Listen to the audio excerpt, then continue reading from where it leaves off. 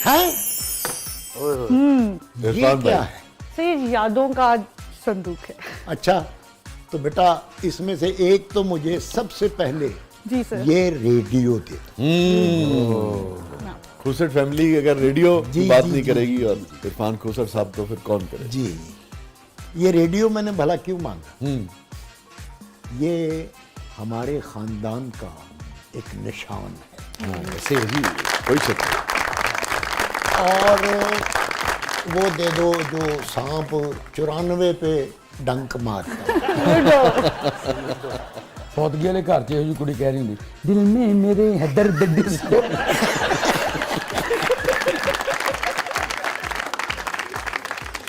बात वो किया करें जिसका कोई सर पैर हो।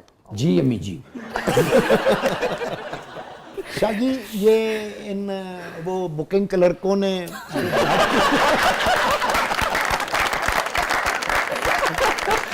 तो टिकट बेचते हैं ना। ये मोहब्बतों की टिकट भेज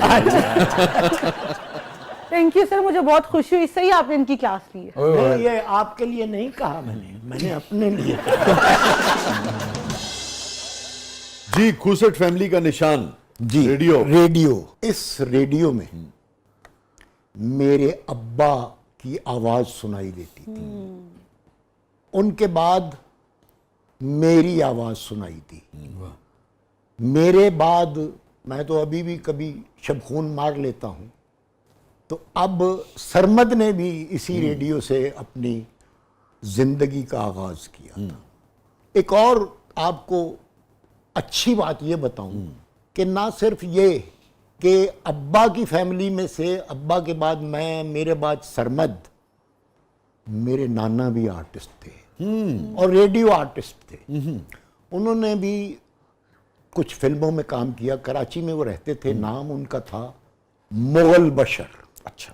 फजली साहब ने एक फिल्म बनाई थी चिराग जलता रहा, जिसमें मोहम्मद अली साहब, जेबा साहिबा, दीबा बेगम, कमाल ईरानी, मोहम्मद अली साहब जो थे वो विलेन थे। अच्छा। हाँ जी, और हीरो का नाम था आरिफ। अच्छा। जो काम जानने वाले जितने लोग थे ना वो बाद में मसरूफ हो गए। वो आरिफ हरे किधर जंगल च निकल गया। ये होया। बहरहाल तो वो भी रेडियो आर्टिस्ट थे और फिल्मों में भी काम किया उन्होंने। एक बात अभी आपने शेयर की कि वाले साहब आपसे कहते थे कि भाई मेरा पुत्र बाल्टी भर के ले आएगा, हाँ जी। फिर ना मांगा। और क्या क्या आपको, छोटे थे आप, मगर क्या क्या याद है खुसट साहब का? अब्बा से ज्यादा कोई चीज याद नहीं होती। अब्बा ही तो याद रहता है, माँ ही तो याद रहती है। क्यों कि माँ बाप वो ऑक्सीजन है जिनके बगैर हमारा गुजारा नहीं हो सकता। हम उनके बगैर एक सांस तक नहीं ले सकते, क्योंकि जब ऑक्सीजन ही नहीं मिलेगा तो हम कुछ नहीं। अब्बा बस जो थे वो मजबूर रहे अपनी जिंदगी में। अब्बा को ब्रेन हैमरेज 16 फरवरी को हुआ और 18 फरवरी को उनका इंतकाल हो गया। ये जंग जो थी ना, सितंबर में हुई थी ना वो तो। जी। हाँ, 16 फरवरी को अब्बा को ब्रेन हैमरेज हुआ और 18 फरवरी को उनका इंतकाल हो गया। हमारे लिए जो जंग सितंबर में हुई थी वो पहले ही शुरू हो गई थी। 65 की बात कर रहे हैं। जी बिल्कुल, सितंबर 65 में जंग हुई थी। तो हमारी जंग तो जो थी, हमारे हालात की जंग जो थी, वो 16 फरवरी को शुरू हो गई। तो बहरहाल मैं जब अब्बा का इंतकाल हुआ तो मैं ना समझ था, 12 साल का होता हुआ भी इतनी मुझे समझ नहीं थी। मैं बस ऐसा ही था कि पढ़ लेता था। सर सैयद कैम्ब्रिज में मैं पढ़ा हुआ हूँ। वसीम अब्बास और इनके भाई ये भी वहीं पढ़े हुए।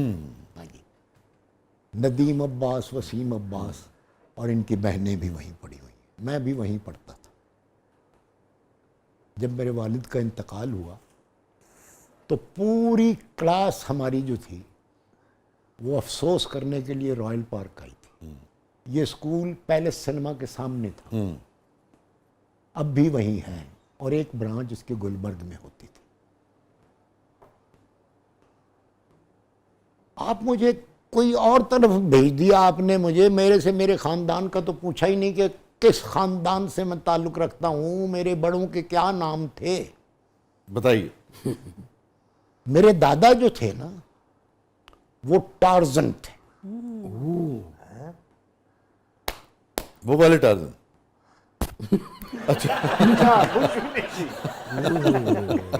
पत्ते बांधते थे। ਓਏ ਫਿਰ ਤਾਂ ਬੱਕਰੇ ਪਿੱਛੇ ਲੱਗਦੇ ਹੋਣਗੇ। वो नीचे जमीन पर आते ही नहीं थे।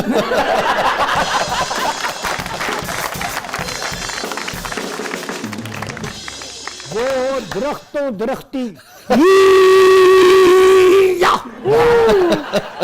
ਉਹਨਾਂ ਨੇ ਆਪਣੀ ਚੇਅਰ ਲਿਫਟ ਬਣਾਈ ਸੀ।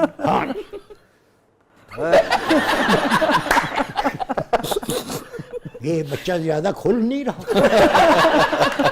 बच्चा खुलना चाहिए, ये दौर ही बच्चों का है। तो वो दादी जो थी वो हमारी जो थी वो थी येटी। दादा हमारे टार्जन थे और दादी हमारी येटी थी। हाँ जी। फिर दादी ने लाइपोसक्शन करवा के तो औलाद पैदा की, हमारे वालिद साहब पैदा हुए। वालिद साहब जो थे उनका उस वक्त नाम जो था वो शेख शुजाउद्दीन शिकारपुरी शिकारी मरहूम। नहीं, वाकई शिकार करते थे। हाँ जी, परले दर्जे के शिकारी। उनके पास एक बंदूक थी जिसकी 12 नालियां थी और लुबलुबी एक थी। 12 नालियों वाली बंदूक। हाँ जी। 2 नाली हो गई ना। नहीं नहीं, 12 नालियां लुबलुबी एक। अच्छा। और जब लुबलुबी को दबाते थे तो 12 की 12 नालियां एट ए टाइम ब्लास्ट कर देती थी। मगर वो चलाते once in a blue moon.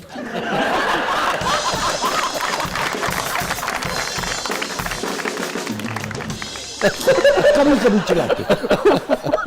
Blue moon कभी चलाई वैसे जिंदगी में हाँ जी, चलाई। हाँ हाँ, एक दफा उन्होंने उस बंदूक से जो शिकार किया, अच्छा नजर उनकी कमजोर थी।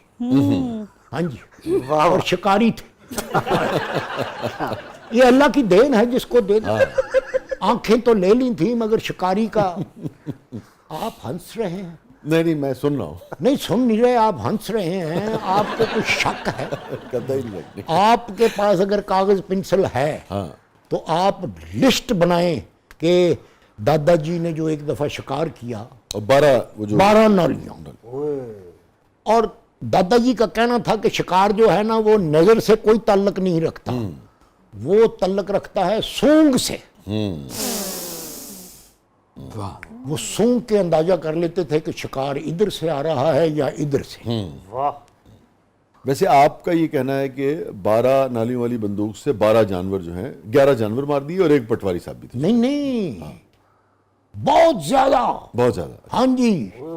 ठीक है, अब आप कह रहे हैं तो आप कह रहे हैं, मगर नहीं तो मैं झूठ बोल रहा नहीं, हूँ। मैं ये नहीं कह रहा, मुझसे आप कोई भारी चीज उठवा के देख लें।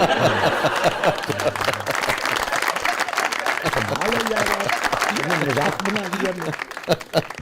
और मैं आपकी इतला के लिए एक और बात अर्ज कर दूं, जी शिकार का ताल्लुक जो है नजर के साथ नहीं है। जी, वो तो आपने बताया सूंघ के साथ है। हाँ जी, सूंघ के साथ। हाँ, वो बताया आपने। उनको खुशबू आई कि शिकार इस तरफ से आ रहा। उन्होंने आओ देखा न ताओ, और उन्होंने बंदूक निकाली और सीधा बंदूक टान के लुबलुबी दबा दी। आग के गोले। भला क्या क्या शिकार हुआ हो। सारा जंगल ही आपने तबाह कर दिया। नहीं तो फिर शिकार तो फिर ऐसा ही होता है। किसी न किसी की तो तबाही होती है। अब आप मुझसे पूछें कि कितने लोग मरे या कौन कौन मरा। मैं वही बता रहा हूं। जी जी जी जी। उसमें जो शिकार उन्होंने किया, हाँ। उसमें 2 शेर, अच्छा। 1 लगड़बग्गा, 2 डंकी, 1 मौंकी और कुछ बत्तखें और कुछ और सामान और एक पटवारी। सारा जंगल मारता है, नाल पटवारी मारता है। वो जी उनको सूंघ आई थी शिकार की तो उन्होंने फायर कर दिया। बाद में उनको पता चला कि ये किसी सर्कस का सामान था जो इधर से आ रहा था और इधर को जा रहा था। बहुत अच्छे। तो फिर आपके बुजुर्ग शिकार छोड़ के रेडियो की तरफ कैसे आ गए? नहीं, वो बाद में फिर उन्होंने लैंड बदल ली।